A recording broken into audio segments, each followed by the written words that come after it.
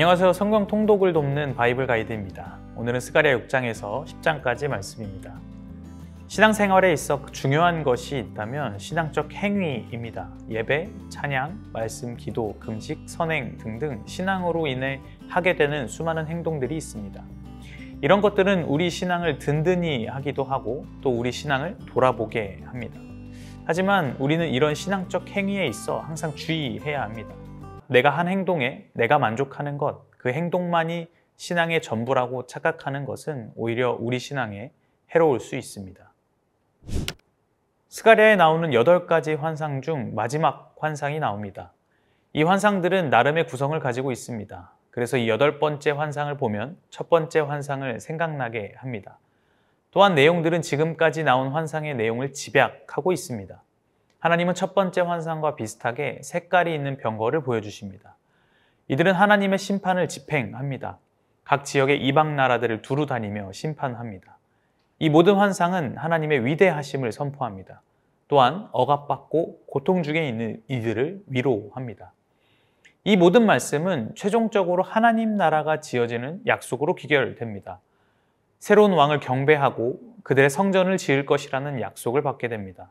또한 그 옆에 제사장이 왕자 곁에서 조화를 이루는데 이는 완전한 통치를 의미합니다. 하나님의 통치가 완성되는 것이죠. 그리고 6장 15절에서 순종하면 이 일이 이루어질 것이라는 약속으로 환상은 끝이 납니다. 이어서 하나님께 어떻게 순종해야 하는지 7장, 8장이 설명해 줍니다. 스가랴에게 4번 말씀이 임합니다. 첫째, 금식하는 이유에 대해 설명합니다.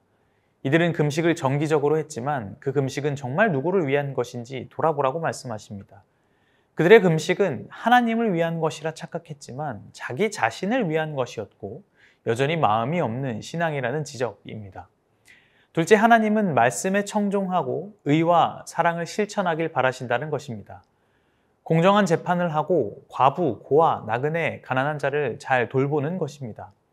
유다 백성들은 하나님을 섬긴다고 말하면서 하나님께서 원하시는 선한 행실은 없었기 때문입니다.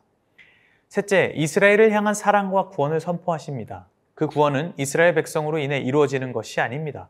하나님께서 약속을 이루시는 일입니다. 이스라엘 백성은 그 약속을 신뢰하여 하나님의 말씀에 끝까지 순종해야 합니다. 넷째, 다시 금식에 관한 말씀인데 구원의 때에 힘들게 했던 금식일이 즐거운 절기가 될 것을 말씀합니다. 또 이 소식을 들은 이방 민족들은 하나님의 은혜를 찾아 예루살렘으로 모이게 될 것입니다. 가장 강력한 소망은 메시아가 오실 것이란 예언입니다. 하나님께서 이방 민족은 멸하시고 이스라엘 백성은 구원하시는 때가 올 것입니다. 이 메시아를 통하여 백성을 구원하시게 될 것입니다. 온 땅의 평화와 창조를 회복시킬, 새 창조를 일으킬 승리의 왕, 겸손의 왕이 오실 것입니다.